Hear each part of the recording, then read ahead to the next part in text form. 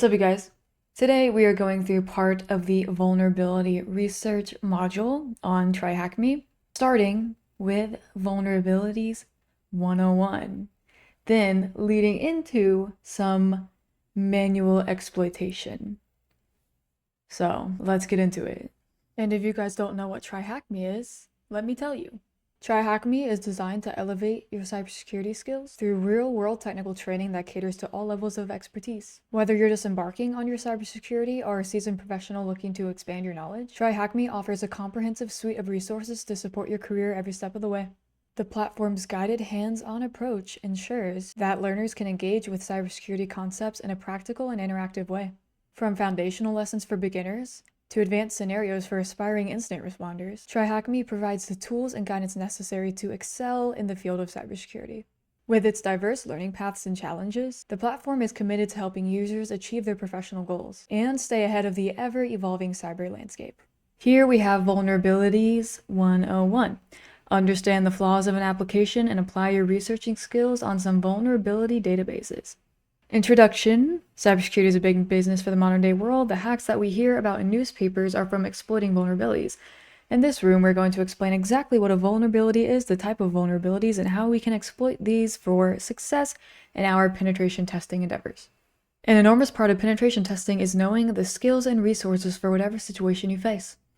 This room is going to introduce you to some resources that are essential when researching vulnerabilities. Specifically, you're going to be introduced to what vulnerabilities are, why they are worthy of learning about, how are vulnerabilities rated, databases for vulnerability research, and a showcase of how vulnerability research is used on Acme's engagement. So, pretty concise there. You have all you need right here.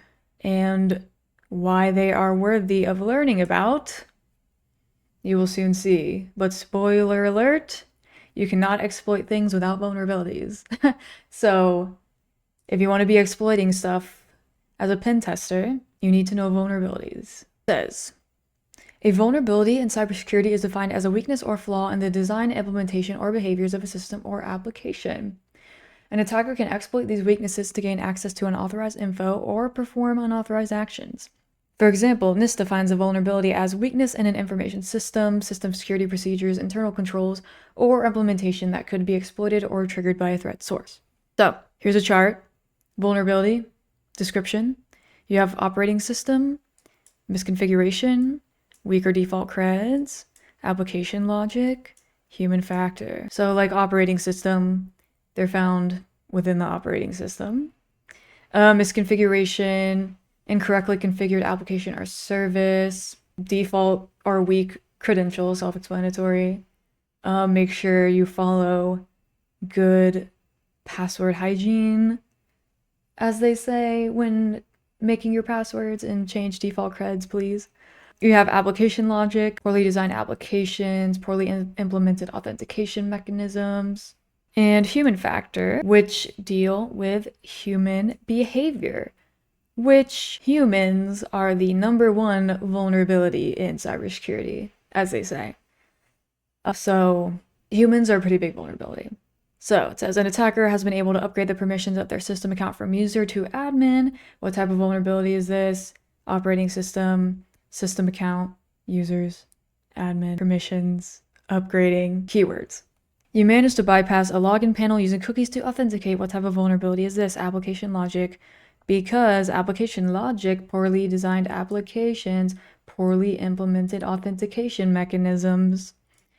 Bypassing a login panel using cookies, poor authentication mechanisms, keywords. Now we have scoring vulnerabilities, CVSS and VPR. CVSS, common vulnerability scoring system. You have it on a scale 0 to 10, none, low, medium, high, critical. You can find this on NVD, National Vulnerability Database. There's a calculator on there. Calc some vulns based on some quantitative scoring metrics. We have the advantages of CVSS, NIST, shout out. Vulnerability priority, where it is a modern framework in vulnerability management developed by Tenable. If you don't know Tenable, Nessus vulnerability scanner, Tenable. VPR takes into account the relevancy of the vulnerability. Like similar scoring system, low, medium, high, critical, 0 to 10, advantages, disadvantages. Considers over 150 factors when calculating risk. And scorings are not final and are very dynamic. So for this one, what year was the first iteration of CVSS published? 2005. If you wanted to assess a vulnerability based on the risk it poses to an org, what framework would you use? VPR. If you wanted to use a framework that was free and open source, CVSS. Which, in my personal experience, I noticed most people use CVSS more than VPR, but that's just what I've noticed. Vulnerability databases, which is what I was talking about earlier. NVD, National Vulnerability Database. You got the you have the CVSS calculator on there. And then you have your CVEs on there, which stands for Common Vulnerabilities and Exposures. Just a bunch of CVEs and what they do. CVE, Common Vulnerability, Weakness or Flaw in the Design. We cover that. An exploit is something such as an action or behavior that utilizes a vulnerability on the system or application. Proof of concept, POC, technique that demonstrates the exploitation of a vulnerability. So, vulnerability, as I explain it. Vulnerability, leaving your car door unlocked. Vulnerability. Exploit, someone coming in there and opening your car door, which is exploiting the vulnerability of leaving your car door unlocked. And proof of concept would be someone demonstrating breaking into your car, I guess. But not breaking into it because you left it unlocked. Good security.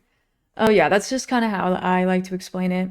And then we have exploitDB, which is kind of a repository, if you will, of a bunch of exploits that people write, which you can use to exploit a vulnerability.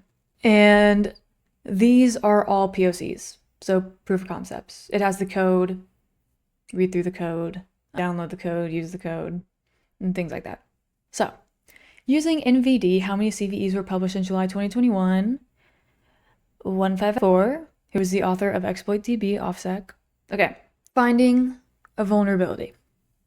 You see here, Apache Tomcat, version 9.0.17. Google, Apache Tomcat 9.0.17. Many exploits for that. Run one, you exploited a vulnerability. Now it says, what type of vulnerability did we use to find the name and version of this application in this example? Version disclosure. Because Apache Tomcat 9.0.17. That is the version of Apache that is running. So they disclose it and we use it to exploit them. Now, for the demo. It is your first week at the Pen Testing Co. as a junior penetration tester. To ease you into the role, you are shadowing a senior penetration tester on your first engagement. The senior penetration tester has managed to find a vulnerability in a web application that the client Acme IT Services uses. Follow the steps that the senior penetration tester took to ultimately exploit the Acme IT service infrastructure. So, you have the IP. Let's copy. I'll Control-C. I think that is it. Next. At this stage, the senior penetration tester has used a public service that compiles some details about the target company. As we can see, Acme IT Services to 800 plus clients. This information is useful because we can begin to think of possible software that they are using for us to attack. For example, a help desk or a support application. Continue. Established 2017, Corp, IT Services, CEO, Danny Phantom, email. Next. The senior penetration tester now moves onto enumeration and scanning stage of the engagement. This stage helps establish services and applications running on Acme's infrastructure. And use the information gathered from the scan to begin to understand what services may be viable to attack. For example, a web server hosting a website. Recall from our email we are given one IP, blah blah blah. Try scanning this IP address yourself. So please paste, run, and map. So we have SSH open, HTTP, and HTTPS open. Which SSH, don't leave that open on your web server. Application testing. Using the information gathered from the stage 2 of the penetration engagement, the junior penetration tester has visited the target in their web browser and has been greeted with a login page. The senior pen tester guesses some random passwords such as admin and admin to no avail. They notice the version number of the application 152 and take note of this. This will be useful for the next stage. Version, username, password. The senior penetration tester recalls that Acme IT Services uses an application called Acme Portal that has a version number of 152. The senior penetration tester visits a vulnerability and exploit database called Vulnerability Bank TM. The website stores details of vulnerabilities and exploits for applications. The senior penetration tester searches the site for the software that was discovered in stage 3. They are in luck.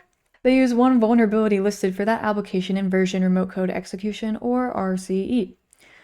RCE vulnerability allows commands to be executed on the target system. The senior penetration tester could use this vulnerability to gain access to the console of the target. Try searching Vulnerability Bank for an exploit, Acme Portal 152, and nothing. So, copy, paste, exploit, boom, and you can't click on it. Remote code execution. Accumulating the information from all the previous stages, the senior penetration tester uses the exploit downloaded from Vulnerability Bank TM against Acme's web application on IP. The exploit is successful and abuses the RCE vulnerability to launch a reverse shell on Acme's infrastructure. From here, the senior penetration tester can look for files of value such as passwords, backups, or application source code. Exploit, web server, running, exploit complete, launching a shell, who am I? Administrator. Yeah. Remote code execution. That is what you have there. Show flag. There's a flag. Copy it in there, and you're done. Now we are moving on to exploit vulnerabilities, which exploit vulnerabilities learn about some of the tools, techniques, and resources to exploit vulnerabilities. Self-explanatory. Going over some means of identifying vulnerabilities and coupling our research skills to learn how these can be abused. Additionally, you will find some publicly available resources that are essential additions to your skill set and tools when performing vulnerability research and exploitation. You will then get to apply all this into a practical challenge at the end of the room. Automated versus manual vulnerability research, which Nessus is what I was talking about earlier. So Nessus is automated vulnerability scanner, like I was saying earlier. Advantages, automated scans, these repeat. Disadvantage, people can often become reliant on these tools. Advantage, open source solutions exist. Open source solutions are often basic and require expensive licenses. We have Metasploit right here, and Metasploit has some vulnerability scanners for some modules. Metasploit is just also an exploitation framework. Ultimately, both techniques involve testing an application or program for vulnerabilities, security misconfigurations, broken access control, and secure deserialization and injection, which security misconfiguration, developer oversight, misconfiguration, self-explanatory, exposing server information in messages, broken access control, access part of the apps where they're not supposed to, and secure deserialization and secure processing of data that is sent across an application. It's called data in transit. Injection, injection vulnerability, inject malicious data into an application. Injection is an example. That's why input validation, very important. And the OWASP framework is very good if you want to learn more about those vulnerabilities. But as we move on, you are working close to a deadline for your pen test and need to scan a web app quickly. Would you use an automated scanner? Yay or nay? Answer, yay. You are testing a web application and find that you are able to input and retrieve data in a database. What vulnerability is this? Injection, input, code, input validation to circumvent injections. You manage to impersonate another user. What vuln is this? Broken access control, gaining parts of an application that you're not supposed to. Finding manual exploits.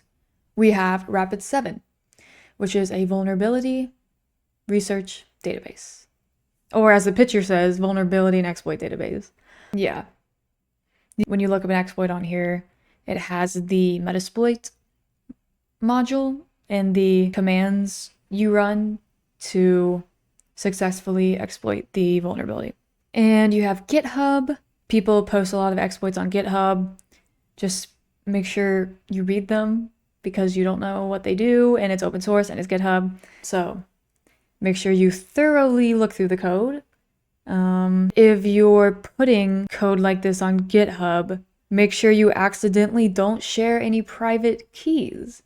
That is one vulnerability that is exploited by many attackers because some web developers just don't really notice, and then they have a private key in there and the attackers can use it against them. So always validate your code. And we have Searchbloit, which is an offline copy of ExploitDB. So it's just the command line version. What website would you use as a security researcher if you wanted to upload proof of concept? GitHub. You're performing a penetration test on a site with no internet. What tool? Searchlight. Example, manual exploitation. We are continuing with Apache Tomcat. You got an exploit of exploit.db, what have you, and you are modifying it to work in your specific situation. So nano exploit.py, nano text editor. My machine, it's just your machine's IP and port, whatever port you want. Exploit.py help, it lists the arguments for the exploit. We are using the exploit to upload a malicious file to the vulnerable web application containing whatever command we wish to execute, where the web server will run this malicious file to execute the code. The file will first contain a basic command that we will use to verify the exploit has worked. Then we are going to read the contents of the file located on the vulnerable machine. So exploit.py-u, URL, C, command executing who am I, results www-data. Running this command. So this one is running the exploit to output the contents of a file on the target machine. Exploit.py, which is the code, u, web server, command, cat flag.txt, and the flag.txt there. What type of vulnerability was used in this attack? It is remote code execution. Womp. Yeah. Okay. We have our attack box started. It says, deploy the machine attached to this task and wait a minimum of 5 minutes for it to be fully set up.